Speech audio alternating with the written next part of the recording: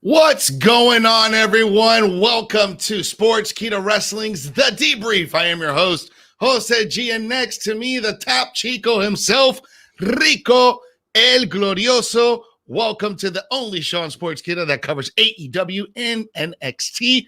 What's going on, broski? How you doing? Doing well, man. It's been a long week at work, but it's great to unwind and be able to talk some wrestling with you and everybody out there in the Sportskeeda Nation.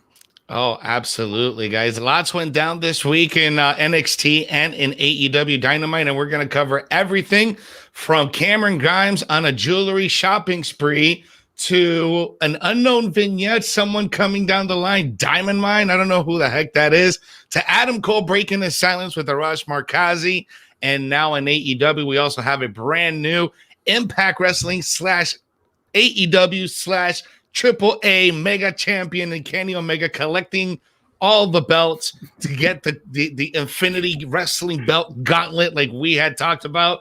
And it's kind of like they're listening, right? Because, you know, we talked about that the last week about Kenny Omega getting this gauntlet of belts, and none, you know, not even 24 hours later, there's a meme out with somebody with Kenny Omega and his gauntlet. What are your thoughts on that really quick on Rebellion and Kenny Omega being double champ? It's kind of like we, been watching wrestling for a while and kind of see how things have been going.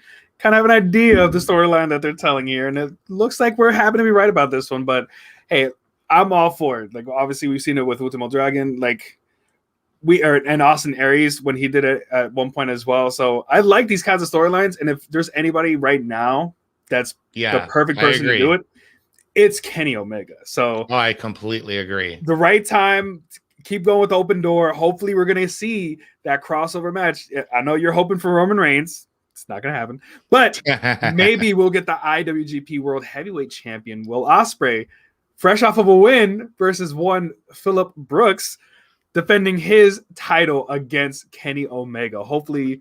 We'll see if that even happens. Okay, we're dream booking too much here. So, hey, we did it this time and it worked. So, hey, yeah, I guess. So AEW Dynamite had a pretty good show. They got Blood and Guts coming up next week, so we had that parlay, and we're gonna jump into all of that. Make sure you guys sound off in the comments about tonight's AEW and this week's WWE NXT. But before we get started with the show, as always, make sure you are sharing tonight's live stream in your favorite wrestling group. Also, make sure you tag your friends in the comments section so they can join in on the conversation. Also, make sure you subscribe to our YouTube channel. Make sure you hit that like button and smash the notification bell so you're always up to date on the latest things that we got going on Sportskeeda. We have an exclusive interview with Jeff Jarrett right now that just started circulating. Tons of content. Smack Talk tomorrow with Dutch Mantel. Monday nights, Vince Russo with Chris Featherstone. And on Wednesday nights, of course, yours truly, Enrico El Glorioso with the Debrief. Tons of exclusive content. Check it out on the YouTube channel. And if you're watching us right now live on Facebook, hit that like button. Show us the emojis. Show us the love, the hearts, the thumbs up, the laugh emojis, the angry emojis. Let us know what you felt about this week's NXT and AEW, and more importantly, share tonight's show in your timeline. Tag your friends so that way they can join us in tonight's show. So let's kick things off with AEW, since it was the better show this week, in my opinion, but also because we got Blood and Guts coming in next week, their version of War Games. So far, the parlay, much better job this week with Chris Jericho. And last week I was a little hard on Jericho just because of his, I'm going to own your ass and I'm going to, make you, suck meat through a straw.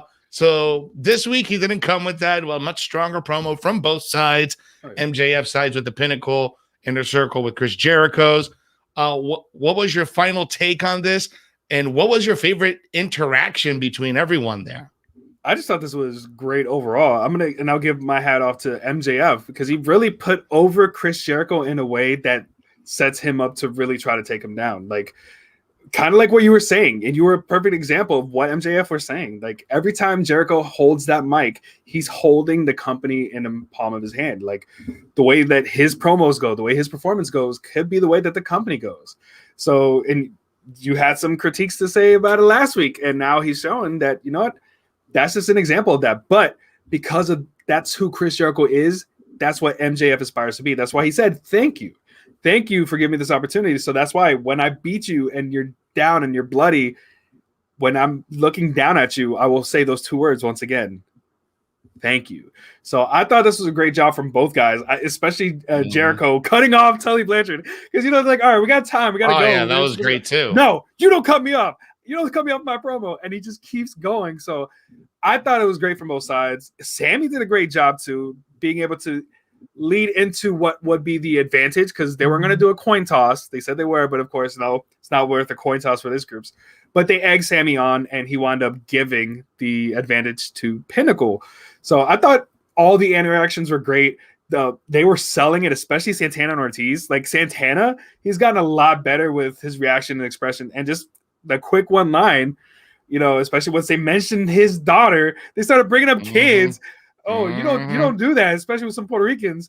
So I just thought the whole interaction was great, but I thought MJF, he did another solid promo like we would expect from him to do. So who was your favorite interaction?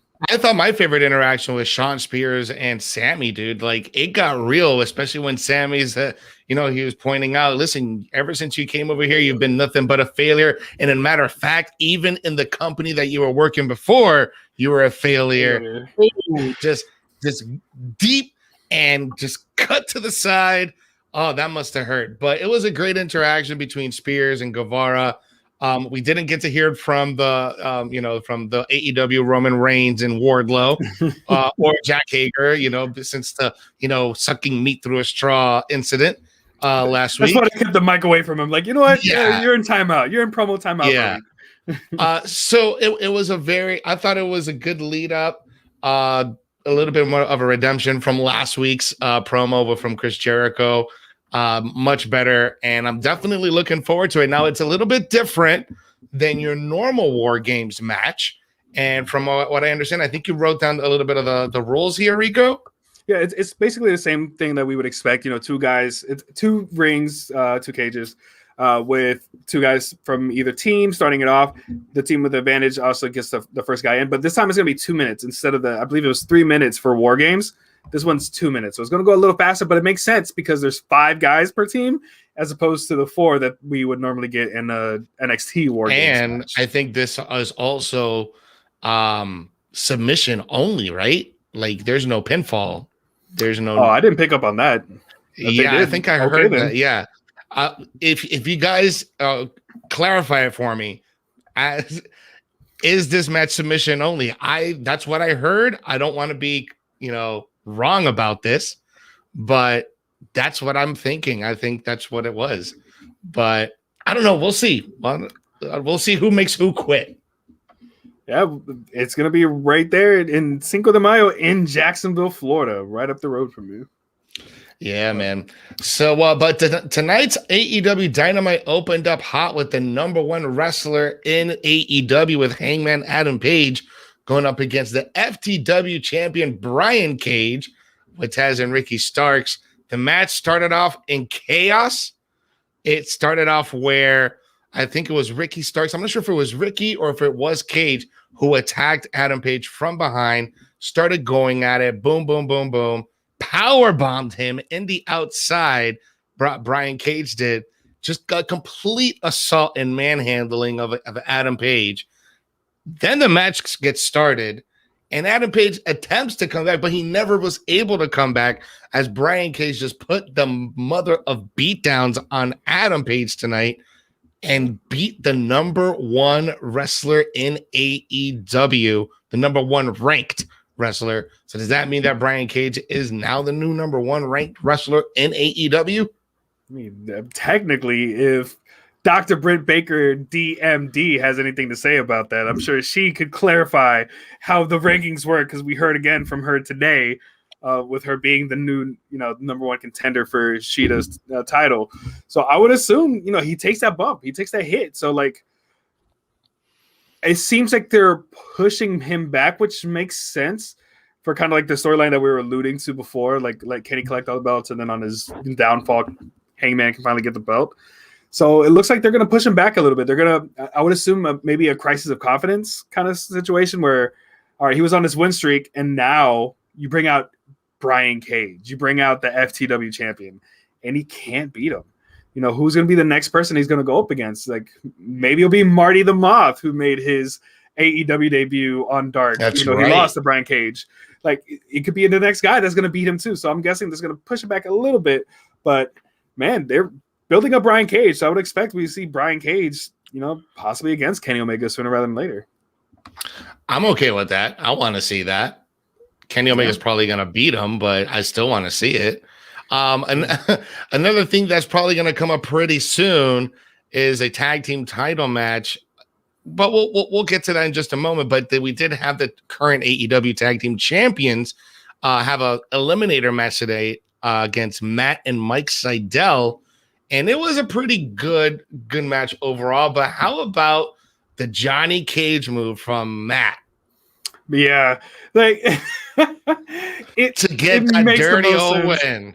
Yeah, I would have expected that of The Miz this week, not from Matt Jackson. If I would have seen The Miz do a split and hit him and somebody in the nuts this week, I would have been like, yes, even more, book him. But no, we got to see it from Matt Jackson in sake of the Mortal Kombat movie that just came out this weekend.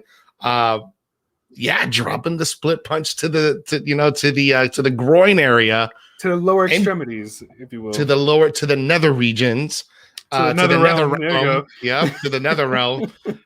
So, but they got the win. So Matt and Mike Sydal will not be challenging them for the AEW tag team titles. However, former members of SCU, Frank Kazarian and good old Christopher Daniels, come out. And they made their intentions clear. They are gunning for those AEW tag team titles as their number one ranked tag team in the division. Mm-hmm. Not quite sure how that happened, but it's there because these ranking systems haven't lost, Jose. They're all over the place. They're undefeated in tag team wrestling in 2021, right? In 2021. Yeah. Okay, if you say so, I'm going to take your word for it because you know what? You're a facts guy, so I'm going to go with that. So they have their intentions clear. However, they will be in a fatal four-way match next week at Blood and Guts, and whoever wins that match gets their opportunity for the AEW tag team titles and Matt and Nick Jackson, the Young Bucks. How are you feeling about this? You want facts, Jose? Facts are SCU is going to win. They're going to win the fatal four-way for the title eliminator. And they're going to lose to the Young Bucks and officially break up as a tag team, unfortunately. So they made it clear. They've said it, at the end of last year that if they were to lose in a tag team match, SCU would be no more. And they've gone on to win every single match except, actual tag team matches, not, casino battle royales or anything like that. But in actual tag team wrestling, they have been undefeated. So they've earned their way up there. And that's just going to be that extra notch to get even more heat because especially with the promo that CD dropped where, we were looking forward to fighting our friends. But now what we see now is not the same person. They're not the same Nick and Matt Jackson that we knew from before. So, we're glad to take those belts off of you. But guess what? They're not. We're going to see the end of SCU. We're going to SCU them later, unfortunately. But it's going to be a good match. But, it's going to give even more fuel to that why we should hate these Young Bucks right now when they finally put away CD. Listen, if the people are hating the Young Bucks right now, they're just doing their job because I hate them right now. I'm not liking them at all. Just from you pay these poor clothes, choices and these dangling earrings. Like, I don't know what you're trying to bring back, but I'm not a very big fan of them right now. So they're doing their job. They're doing their job. How can they do twin magic? They have different hair colors. Like, I know Rick Knox is getting a little up there in age, but bro, they're two different guys. Clearly two different guys. And yet he was confused the entire time. So there was still shenanigans because Matt Jackson was in the ring pretty much for the finality of that match, and he wasn't the legal guy. So either way, it's all shenanigans. But I do like the comment Stephen Chambers has here, that I would not be mad against seeing a Young Bucks versus SCU in a ladder match. I'd be all for that. And to answer your other question, I would assume when they do Blood and Guts, it is going to be on the TIAA Bank Field, because the Daly's place, we've been there, but Jose and I have been there. Not big. Try to put two cages, two rings and a cage in there is going to be a little tight. So I would assume it's going to be in the stadium. I was about to say, I could only assume that they would put it in the middle of the stadium, and kind of like what they did with the Stampede match. Yeah, exactly. It would make the most sense, especially with all the craziness I'm sure they were going to try to do. I wouldn't be surprised. Do you think it's going to be like not a cinematic match per se, but just like filmed live, just happen to be in the field, and then they're going to pipe in the crowd noise watching it, I would think. Yeah, I don't know. I don't know. I'm not sure if it's going to be pre-recorded. Tonight's episode was obviously pre-recorded. So I don't know. We'll see. Well, I guess we're going to have to wait until next Wednesday to think about that. But just a kind of a side note, Rico, a side piece of news that I want to go over with you guys. Yes, Turner Sports getting into the NHL. Was announced today that TNT partnered up with the NHL. And we had there was a lot of speculation a few months ago that the reason that NXT was leaving Wednesday nights to Tuesday nights because NHL had an agreement with NBC Sports and was going to take that slot on Wednesday nights. However, that is not the case, and Turner Sports will be lining up with NHL, man. So that's actually big news. TNT getting all the sports. They got MMA with one. They got NBA. Now they got NHL. They have AEW. So TNT, man, TNT is killing it right now. However, will that impact Wednesday Night Dynamite? Could they move it to Monday? I don't know. Imagine if they move it to Monday night. Sound off in the comments. Let us know what you think about NHL forcing AEW to move nights. Could it happen? I don't know. From what I understand, Tony Khan said that they already have a multi-year deal on Wednesday nights, but if it needs to move and it makes business sense, could we see a rekindling of the Monday Night Wars? That'll be interesting. That'll be very interesting. But we're not talking about Raw right now. I wanted to get that little bit tidbit information in there. But Orange Cassidy getting a win on Penta El Cero Miedo. Do you agree with this booking? What is this going on? What is this? Hell no, man. You know I'm a huge Penta fan, and it's just it hurts. It hurts. It feels sad seeing such a great talent going through. Yes, I agree. After Penta put on so much heat on Orange Cassidy throughout the match, he hit him with a destroyer. He hit him with his old finisher in Lucha Underground, that big pump handle, Michinoku style cross driver. Mm-hmm. That's a finisher. And Orange Cassidy kicks out of that. Get the hell out of here. And it reverses after taking the Lucha Destroyer, like you said. Yeah. He goes for the package pile driver, gets reversed into a beach break, and he doesn't kick out of that. Which is literally a backdrop. And I don't know who decided who was going to go over on that, but Penta really should have gone there. But the way how it all went down, there was some shenanigans on there. Alex Abrahantes trying to distract Orange Cassidy by saying, "Oh, if you thought what I said to Trent's mom was bad, wait until you got to see what I'm going to say about your." And then he stopped him, brought him in, and then Penta tried to capitalize, but he didn't. And so it was just all over the place, man. It was all over the place. Penta should not be treated like that. No, sir. It's such a disservice to his talent. But something that was all over the place, man. This next segment where we have Eddie Kingston. Basically, he had called out Kenny Omega and was expecting Kenny in the ring, but it was Michael Nakazawa just chilling there in a chair with his laptop. So, of course, You could tell this is unscripted. Nobody has a script for any of this, especially Eddie and Mox. But Eddie comes out like, "What? No, this is not what I wanted. I want you. Come out here, Kenny. I want you." So of course he didn't get Kenny. Instead, he got Michael Nakazawa trying to attack him with a laptop, and Kenny comes out and says, "You don't just call me out and I'm going to show up. I'm the champ. You got to go. You have to deal with my goons first." That being Nakazawa, who attacks him with a laptop, but gets taken out quickly. Then he gets put with the chair over his leg, just like what happened to Eddie. So he threatens Kenny, "If you don't come here right now, I'm going to break his leg." And Kenny, he knows what he signs up for. And you know what? I even have more goons. Bring out Brandon Cutler. Poor Brandon Cutler, just like a scared child, doesn't want to be involved. Which, by the way, during the Young Bucks match, did you see him spraying the cold spray on them with the ice packs? Yeah, just keep spraying all the That was pretty funny. I like what he's doing. But yeah, man, Jon Moxley coming out there in that segment and just pretty much threatening to break Kenny Omega's ankle if they didn't get the match. And Don Callis, he's like, "No, we'll think about it. We'll work something out." Out of all the matches they asked for a regular tag team match with Kenny Omega and Michael Nakazawa. I mean, you could have had one of the Good Brothers with you. You could have had one of the Bucks with you. Why Michael Nakazawa? Nakazawa. Get him, Neck. Get him, Neck. Yeah. So get him, Neck. This feud continues, but as we see, there's a lot of, again, storylines that are intertwining between the Young Bucks, Good Brothers, the Elite versus Kenny Omega, versus Eddie Kingston, Jon Moxley, and now SCU getting involved. So we'll see how this all continues to shape out.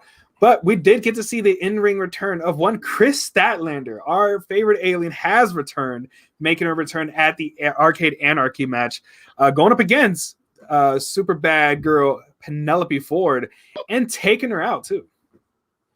Yeah, she looked damn good taking her out. She looked really good. Like, she did not miss a step. I think she looks better than before, to be honest with you.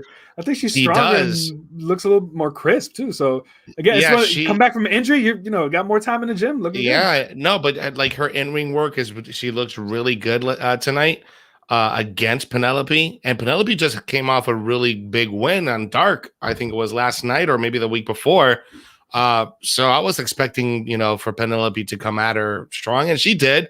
But you had Kip Sabian trying to get involved in this match. Orange Cassidy was like, no. Down. Chris Statlander was able to get a nice win on her, and she called her finisher the Solar Eclipse. They changed the name. Okay, it makes sense. What was it before? Before it was the Big Bang Theory, so you can't really. Oh no, so it was the Big Bang Theory, but she did hit another move called the Solar Eclipse, which I missed it, but yeah, she did hit Big Bang Theory today to get the win on Penelope. Yeah, but we do have to bring up the segment though, the backstage segment. Speaking of Kip Sabian, looks like he doesn't have a best man anymore because we're finally seeing the brutal side to Miroslav, aka Miro, aka Rusev, when he destroyed his friend backstage and beating him into the locker, then setting up his arm, bashing it with the door, and then telling him, "I forgive you." Basically forgiving him for holding him back this entire time. So we're starting to see the edge to Miro. I think they may have heard us last week and you going on your rant on how they're going to mess up Miro. I'd like to think so. I'd like to think so. I'm going to take full credit for that. I will take full credit for that. I'd like to think so. But was I wrong the way they were booking him? He needed to be well utilized. And I think this was a very good segue. Cut the ties off with Kit. Now you can really focus on the championship run, either be the TNT or the AEW title. Or in your dream booking, both. Or both. At the same time. Or both. At the same damn time. Yes, that's my booking, and I'm going to stick by it. First step in the right direction. So don't drop the ball again, please. Like, we're finally seeing some work with Cesaro. Don't drop the ball now with Miro, too, once you start getting this ball rolling in the right direction. But, just in case you didn't have enough action, Jose, again, we continue with the storyline between the Nightmare family and the Factory, which the Factory used the Nightmare Family's bus to get to the match today. I said that right. Yes, yes, you said that right. Yes. The Factory used the Nightmare Family's bus to come into their match against the Nightmare Factory. Did that make sense? Yes. And it was a 6-man tag, good old Teddy Long here. So we did have Billy Gunn, Dustin Rhodes, and Lee Johnson, Little Shotty, going up against QT Marshall, Nick Comoroto, and Aaron Solo. But man, again, how great is Nick Comoroto, bro? Bro, Comoroto's an animal. It's like you fused Ultimate Warrior with Sasquatch. Like, I think that's exactly what you get in Nick Comoroto, because he had the armbands and then he has the long hair. I love it.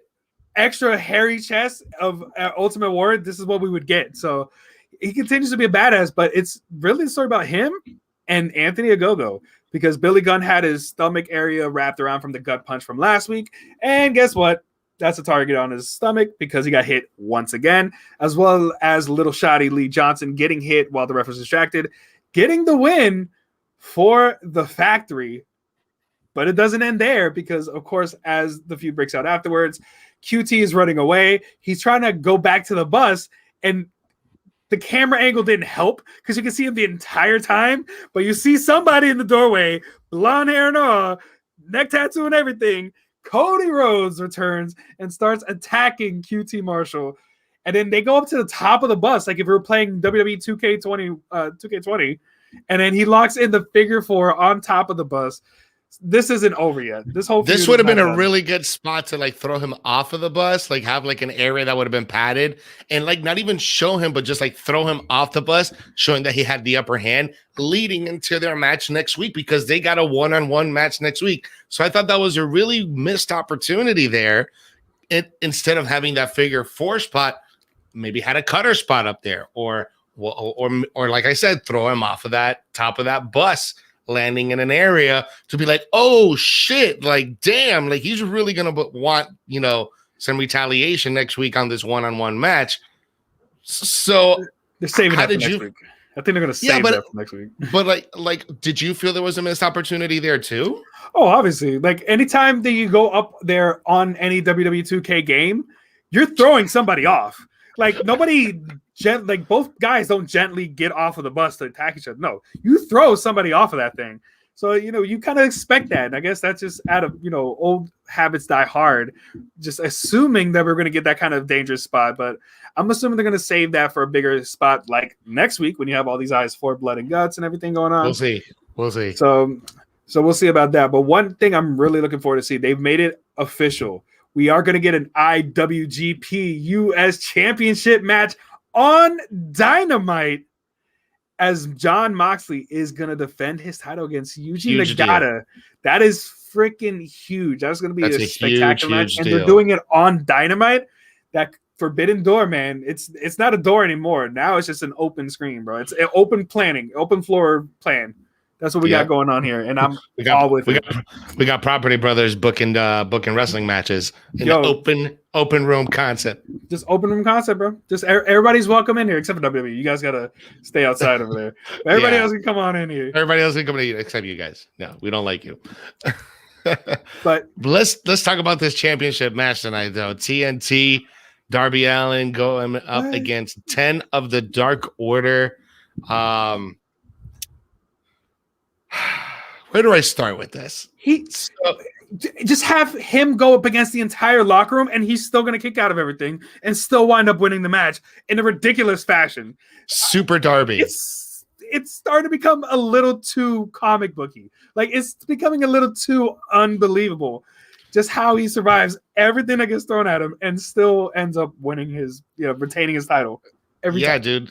Like, Darby got hit with some pretty significant maneuvers by 10. Some pretty hard maneuvers that Darby should have not kicked out of, yet he did. And you're going to tell me that he was able to roll him up from a full Nelson and get the win that quick? At least he didn't, do the other move that he did the last 2 weeks in a row. Because if he would have done a third week in a row, I really would have been riled up. But they're just really booking the hell out of Darby Allin. They're just putting him over. They really want to shoot him to the stars. Do you think he's there yet? I mean, I don't know, dude. Like, besides reporting this stuff and working behind the scenes with a lot of with different talent, I know Darby's a good talent. I know he is, but I don't know. Like, it's not convincing to me. It's not convincing to me. That's what it is. Yeah, like that's exactly it. It doesn't feel convincing, especially when you have, like you said, everything that 10 did to him. Ethan Page got involved, attacking Darby Allin too, and he still winds up overcoming that.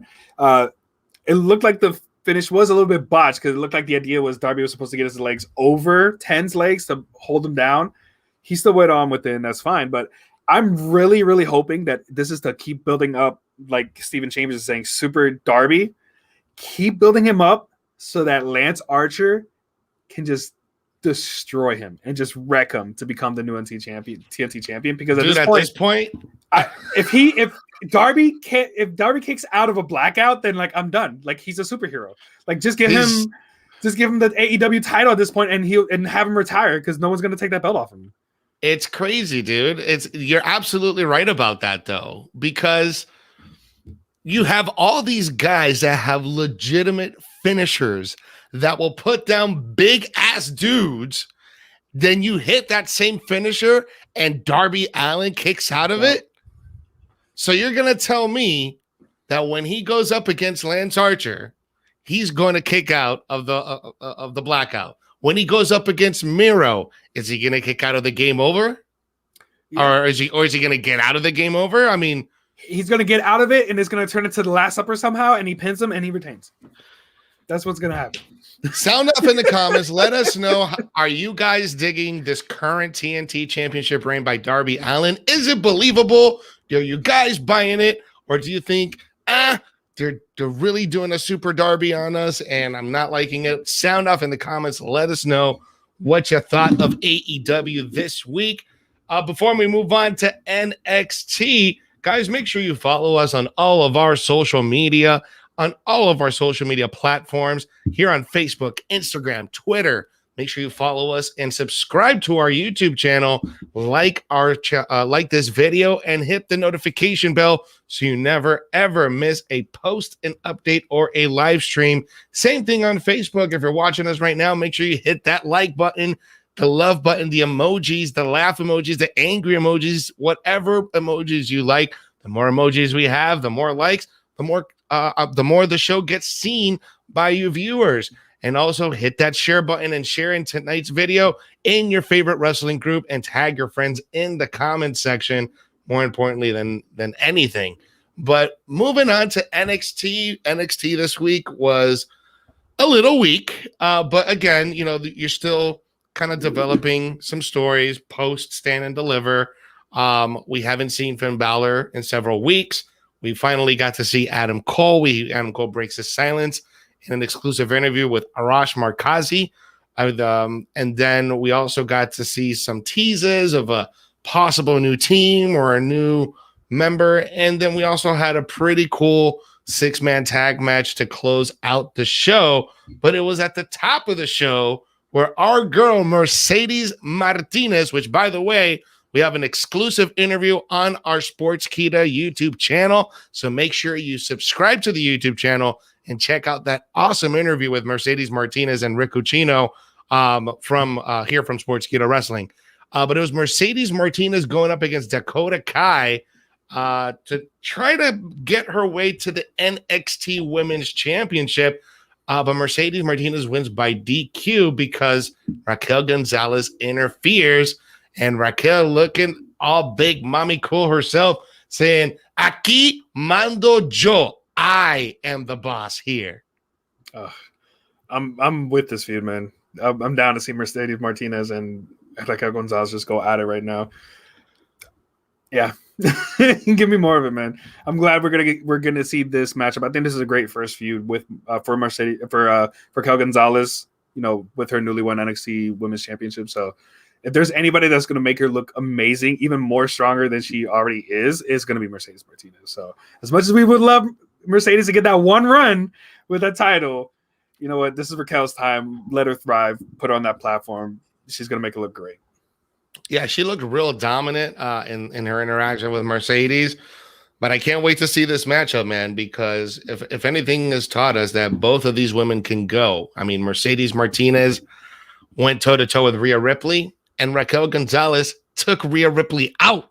So this is going to be a battle of women gladiators when this match it gets booked.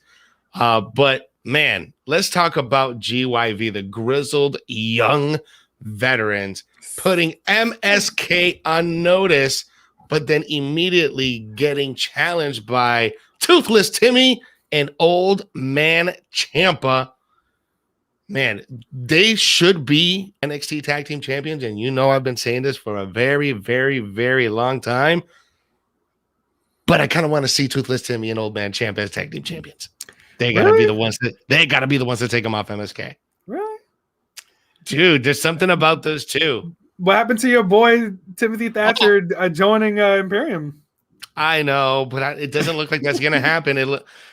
I think they might be going after Killian Dane. I'm not sure if that's something that's happening. Yeah, but we'll get to that when we talk about that tag match. But overall, I kind of want to see those two go with it because I think we can get something real special out of them. I feel like Timothy Thatcher is going to be the leader of the Diamond Mine at this point. If it's going to be all MMA based, it might as well be.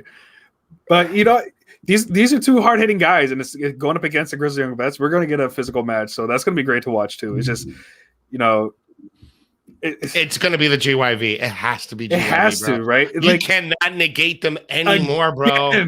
Again, you're going to do them twice with a Dusty Cup, and then you're going to not give them a shot. You after cannot an injured MSK. Them. Come on. Yeah. Oh, yeah. But yeah, Stephen Chambers. I love that he called out. If you hate Zach, give the shoes on. Oh, I love it. And then Tommaso Ciampa taking off his boot and then just smashing him over the head with it. Oh, I thought that was great. So here's a question from Stephen Chambers. What are the chances of Mercedes Martinez beating Raquel, waiting for Dakota to turn on Raquel? That could be the way that happens. It could be that Dakota's the one that turns. Or, nah, it could be Raquel that just turns on Dakota and be like, you're extra weight. I don't need you anymore, and gets rid of her. So it could be the other way around. They babyfaced already. But right now, they don't. Mercedes shouldn't beat Raquel right now.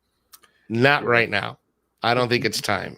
2% botch / injury is the only way that Mercedes is going to get that title off of Raquel Gonzalez, unfortunately. Yeah. But I do agree. The next feud that's probably going to happen is going to be Dakota versus Raquel. It's going to be one of those.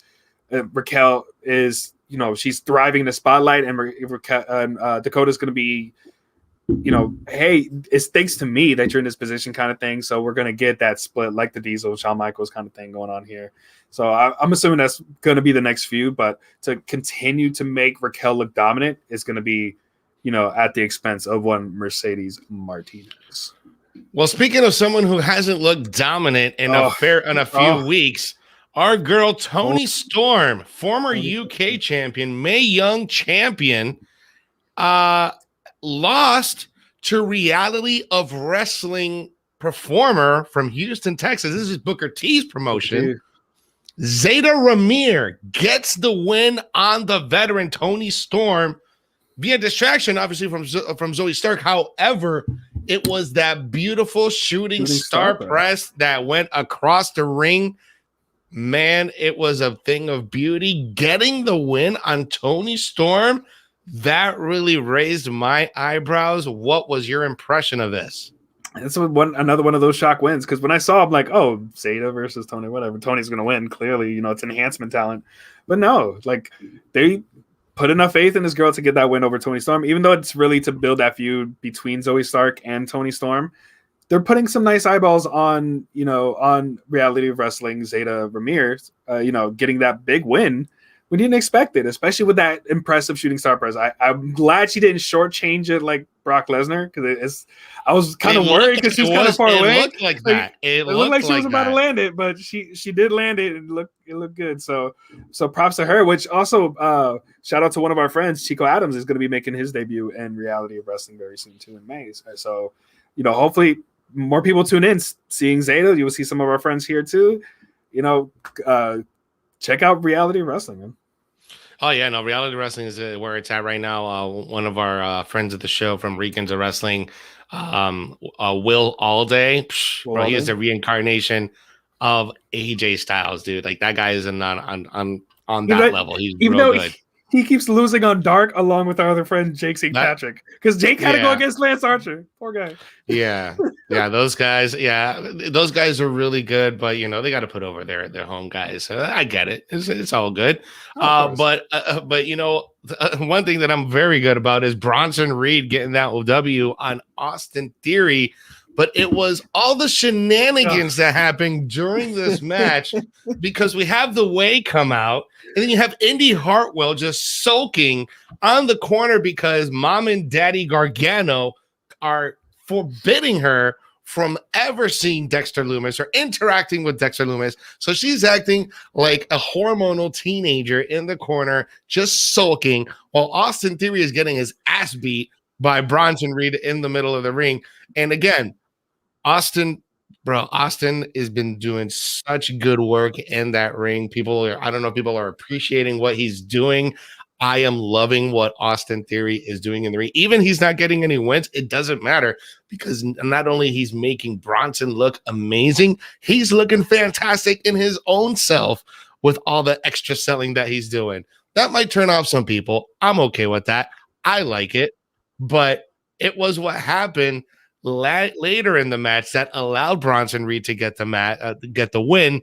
When Dexter Lumis is just walking slowly out, he startles both Johnny and Candice. Johnny immediately gets Candice and starts kind of like running and retreating, and realizes, oh shit, I left Indy. And Indy's like looking, and she's like, no, pero sí, pero no, pero sí.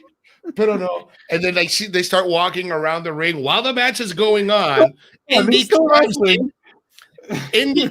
into the ring, and Dexter follows her. She's standing out inside of the ring. He's standing outside the ring. They're making eye contact. And as soon as Theory's about to hit the rope, Dexter pushes her out of the way, essentially saving her life. Okay. So now if you thought she wanted him, now she wants him even more. So that allowed Bronson Reed to hit his finisher, the tsunami, and Bronson Reed goes over on there. Man, what did you think of this whole shenanigans? I'm entertained, man, from the beginning, because as they were coming out for the match, Bronson Reed is coming from the back, getting ready to go in gorilla position, and you have Candice and Johnny just there, standing against the wall, just eyeballing him. Yeah, but just like Karrion Kross did last week with Scarlett. Yeah, so Bronson leaves, and then Austin Theory comes out and is like, hey, what are you guys doing in the dark? Like, just so that good face, that childish face, like, hey, what are you guys doing back here? I have a match going on. Come on, we got to get ready. Like, I think everything he's doing is great. From what you said in the ring, he's an amazing talent. He keeps showing how he can continue. Like, he is the new Roderick Strong, basically. Like, just the way that he sells and makes other people look good in the ring. He's taking that platform. But being able to give this kind of comedic performance outside the ring and during the match this whole time was great. Even the interactions when, of course, you have Candice and Johnny trying to get involved and he has the upper hand, like him being really excited, like he's trying to make his dad proud, make his parents proud, but ultimately still losing and making Bronson Reed have a opportunity at Johnny's North American Championship. But I just think, again, all of these guys are great. Just all the little nuances that they do with the interactions, adding Dexter Lumis, adding the sulking, you could tell they're playing at like your traditional nuclear family of parents with two kids, and they're going through these phases of the older son that's the athlete, but it's kind of dumb, and then you have the gothy hormonal teenage girl. Like, I think it's great that they're playing these roles, yet we all know that they're playing these. I just think this whole thing is great. It's very sitcom. It's very sitcom. It really is. Yeah. I think that's what I like about it. It's kind of like, How I Met Your Mother-ish kind of thing where, Lillian Marshall told Ted he can't date this girl. Maybe, but flipping around. listen, maybe Monday Night Raw needs to take a page out of NXT and maybe get some better story and better writing over there on Mondays. Yeah, because even look what they did with this next match, because I love how they got meta with it. When Drake Maverick is being interviewed and he's telling Killian Dane, no, I've been watching wrestling for a long time, so I know how this is going to play out. It's going to be like this. I'm going to get in there. You guys are going to beat me down. You're going to join with Imperium. Or I'm going to start off the match, and then when I go for the tag, you're going to, boom, disappear because you're going to join Imperium, and then you're going to beat me up. And then, of course, like, Drake, you got to listen to, the two famous words. Or you got to have faith. You got to have faith. Did you just quote George Michael? Like I thought that was great, and it's to be expected. Imperium getting the win over Drake Maverick and Killian Dane. But you're right, we started seeing that bit of playing towards it with Alexander Wolf not being able to attack Killian Dane with a chair, and then later on, Killian Dane had, I believe, Martel Barthel on his shoulder to do like a power slam, but he stopped. So ultimately, these distractions gave way to Drake Maverick and Killian Dane losing their match. But we'll see. It looks like somebody's going to be joining Imperium sooner rather than later, whether it's Timothy Thatcher or Killian Dane. But I do love how they got right in our face with it. Like, we all expect this to happen, but Drake is the one that called it out. I know how this is going to play out. This is what's going to happen. So, hey, they keep doing a great job with NXT, because just like we talked about the way, we got more of the way. This time in the form of your girls, Candice LeRae and Indy Hartwell. What happened? What happened in this match that we were supposed to get with the Robert Stone brand? I don't know, dude. Like, they just came out. They just started attacking the tag team, the NXT Women's Tag Champs, and the match never happened. But what I found hilarious, you see Robert Stone in the Stone with his extra glittery and diamond gloves, which I love, by the way. I need to get me a pair of those. But he's just holding the NXT Women's Tag Team and just running around the ring like a maniac that he won these titles when the match haven't even started. And I love that about him. And I think that is just so comical. But yeah, I don't know. I don't know. We already know that Candice and Indy, they want their shot against it. They are the next ones in line against Ember and Shotzi. But this thing isn't going to go away, So this week, Candice and Indy got the upper hand. Next week is probably going to be Ember and Shotzi. They got to respond until we get that title match, unless the Robert Stone brand girls find a way to make it a triple threat match, because they were supposed to get, a match against them. Nah, it's okay. We don't need them. We don't need them. But I mean, I don't know. That's just that. I mean, I'm just thinking from okay, well, these girls, they were supposed to have an opportunity, but they didn't. So we are demanding an opportunity. So maybe they get added into a triple threat. I don't know. We'll see. We'll see what happens. But I was very interested in what Mr. Adam Cole had to say to Arash Markazi in his exclusive interview on NXT, breaking his silence after 2 weeks after Stand and Deliver, where Kyle O'Reilly defeated him in an unsanctioned match. And Adam Cole had some choice words to say about his former Undisputed Era mate. Yeah, like, especially he's starting off already cocky as all hell. Because I'm just waiting for this guy to do the interview and all this stuff. When are we gonna start wrapping this up? I'm just waiting for you. Oh, you're waiting for me? Oh, okay. Yeah, he's waiting for me. But yeah, this is the typical. This is exactly who we expected to hear from Adam Cole. Just again, even though he was the first one to make an attack, at the end of the day, he was tired of being held back from the rest of the Undisputed Era and everything like that. So, this is what I would typically expect to hear from Adam Cole. But of course, they did a nice little transition from having that interview to showing that they were in a room, and it was Kyle O'Reilly that was watching this interview over TV. So what was your biggest takeaway from his interview with Arash Markazi? Honestly, my biggest take was how unoriginal it was. It was kind of like a typical Adam Cole heel, 90s heel guy, with his cell phone and acting like the Big Shot and things like that. It felt a little a little unoriginal, to be honest.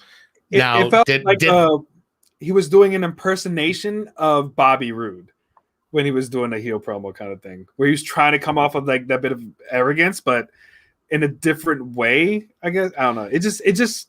Yeah. I see what you're saying. Yeah, when Bobby Roode was NXT champion, he kind of had that same type of deal when he was the heel. So I kind of feel, I could be wrong, but this is just the impression that I'm getting. You know what I'm saying? So the impression that I'm getting is, I mean, maybe this is the Adam Cole that he wants to be, but I just feel like it wasn't genuine. Like it wasn't like the true Adam Cole. I feel like it needs to be a little bit more nasty. I don't know, a little bit more edgy. Not so much douchebag. Well, maybe just being douchebag is part of the persona. His evolution into his persona. Who knows? He cut a better promo on a stretcher alongside another stretcher as they're on the way to the hospital than he did during this interview. I believe more in everything he said when he's tied up. So I'm gonna beat your ass. Yeah. I'm still gonna kill you. I'm still gonna come after you as he's tied down in a stretcher. To me, that was more effective than what we got here. Yeah. But, I agree. And poor Arash Markazi, like he shouldn't have been disrespected the way he was disrespected. Arash Markazi is a well-known journalist in the world of sports entertainment, wrestling, MMA. He does sports journalism. That's what he does. A very well-respected gentleman, and he gets disrespected by Adam Cole. I mean, it's wrestling. You expect that to happen, but it is what it is. But yeah, so that was my main thought about that interview with Adam Cole and Arash Markazi. And then we got to see a vignette that aired on Tuesday night for Diamond Mine. What's your take on Diamond Mine? Because all I can see is that just MMA fighters. That's all I saw. So I didn't watch it originally on Tuesday. I had to go back and watch it once I heard about it because I assumed this was a commercial. This felt like a commercial for a local gym in Orlando or around the performance That's what center. I thought. But of course, there is, I think it's called Fusion Excel, which is an actual gym that does some of the training and stuff like that alongside. It's really close to the performance center. So sometimes they'll use that for vignettes. I think that might have been what they did, the whole Kyle O'Reilly, Adam Cole brawl before their match kind of thing. So it looks like they have a nice working relationship with the WWE, with NXT. So it looks like they're going to lean a little bit more into the MMA kind of crossover. So we've already known, obviously, like we have Ronda Rousey, we have Riddle, we have Lesnar, we have Lashley. But we still have people that are on the come up that are in NXT, such as Marina Shafir, as Jessamine Duke, who have been women that fought in the UFC. So to me, this would be interesting if they went into that kind of a stable where, that was their focus is, they're hard and tough, like kind of like what happened with Xia Li, which we did get a small little video thing with her, which I didn't understand. It was just Mei Ying coming in and blowing smoke, I guess. I don't know, that was weird. But kind of like that transformation from her being soft and now to being this badass. Something like that, where we're going to have like a team of just badasses, of MMA badasses. Just imagine having, 4 or 5 people train in MMA, like Jessamine, like Marina Shafir, I believe they have a couple more people in the performance center. So you're going with the feeling that this is going to be a stable with women MMA fighters in it. I think men and women. Okay. Those are the 2 ones that we know of right away. So an MMA version of The Way. Something like that, yeah. With a lot less comedic timing and Steven Chambers is saying a lot of people are speculating Diamond Mine is Tessa Blanchard. Oh, shit. If that is the case, that makes a lot more sense. If that's the case, if Diamond Mine is Tessa Blanchard, I am marking the hell out. And NXT just got not only an upgrade, with the women's division. Honestly, I think they need to move the North American Championship to the women's side. Have 2 titles for the women's side at this point because there's more women than men in NXT. Hashtag woman NXT. Bro. That's if you add Tessa, that is shit. No, she can go up against the men at this point. Like she was the first ever female, Impact champion. So you might as well, You might as well have her go up against Johnny Gargano and beat him for that North American Championship. I'm okay with it. I'm okay with her. Yeah, that makes absolutely. That makes sense. I didn't think about it because she always has a diamond on her freaking gear anyway. That's speculation, but that would be very cool if it is Tessa Blanchard. I would absolutely mark out that young woman has worked a lot and she's gotten a lot of flack in this business over the last year, but I think she's redeemed herself. She just recently started making her way back into social media after going through a very bad year and, you know, having all this toxic environment. I know she took some time off, but it's great to see her back on social media. I love her posts, and she did tease something on her social media, you know, so I don't know, putting two and two together, that'd be awesome if that is the case. Tessa Blanchard, sound off in the comments. Great comment, Stephen Chambers. Thank you for putting that in there. But who do you think Diamond Mine is? Put in the comment section, sound off, let us know what you think. But moving on to the main event, the 6-man tag match, Legado del Fantasma beat MS Kushida. Yeah. MS Kushida. I just love that visual that they had at the end. All three of those guys holding titles. Like, it's just nice seeing, you know, Latinos wearing gold like that. So it was a great visual. But yeah, I don't think that's going to happen anytime soon. Yeah, no. And I love Legado. And I'm not a very big fan of MSK. You already know that. But I love Kushida. So the only reason I watched it is because of Legado and Kushida. I really don't care about MSK. Again, nobody will understand my reasoning of why I don't like MSK. Bro. And I don't have enough time in the show to go over my episode reasonings. Just for you to rant over that. Yeah, but for my reasonings of why I do not like MSK, I will save that for next week's episode because we're running out of time. However, comparing it to AEW's show, I felt like NXT didn't come very strong this week. Again, just kind of like they were just more continuation of what was going on with storylines. And NXT does that, you know, and that's okay. You can't expect filler episode. Yeah. Yeah. Like not every episode is going to be, oh my God, did you see that spot? You know, AEW tries to do that every week. And I get it. But NXT does that. Like they'll start off hot off of a pay-per-view. They'll get a good afterwards show, and then they'll go down a little bit, maybe introduce some new people, put some people over, build up some people, push some people, and then go into your next takeover. And that's what they're doing right now. So it's a little slow. As far as AEW, I felt that AEW was better as far as entertainment wise. However, it wasn't as good as a few weeks ago. Better than last week in some instances, but last week's, as far as match-wise, they had way better matches last week than they did this week. Some surprises. I mean, come on. Brian Cage with Hangman losing. That was a huge surprise. And then how can you not talk about the huge win at Rebellion from Kenny Omega getting that big win and then showing up on AEW. So again, not every week on both shows they're going to be up here. That's just the nature of the business. There's going to be weeks where, shows are going to be, blah, and that happens, some shows are going to be really high when you're building them up. So right now, I don't know when the next takeover is. Do you have any idea when that's going down? It's probably going to be sometime in May, right? I would assume so. I'm surprised they're not doing NXT TakeOver Stand and Deliver Backlash.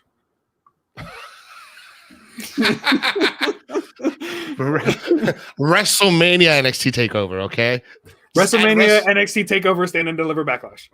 Oh my God. All right, so we have an answer here from Anthony Bruno. He is saying the diamond mine is Dustin Poirier from the UFC, or it is Tessa Blanchard. So again, guys, chime in the comments. Let us know what you think. We want to thank you so much for joining us tonight here at the Debrief on Sportskeeda Wrestling. We'll be back next week with more analysis of AEW and NXT. And guys, make sure you follow us on all of our social media. We have exclusive content right now on our YouTube channel. you could check out the latest interview with Jeff Jarrett, who talks about tons of stuff with Bruce Pritchard. His new podcast is coming out. We got tons of stuff with exclusive interviews. We also had a great interview recently with Mercedes Martinez that dropped this week, plus a bunch of exclusive content from WrestleCon and WrestleMania. Make sure you check that out on our YouTube. Make sure you hit the subscribe button and notification bell so you never, ever miss a post or a live stream. Same thing on our YouTube. If you're watching us on YouTube and on Facebook, share tonight's Facebook in your favorite wrestling group. And if you're watching us on demand, hit that like button so that way the show gets shown everywhere. All right, guys? So for Rico El Glorioso, I'm Jose G, and we'll see you guys next week. Have a good night, guys. Good night, guys.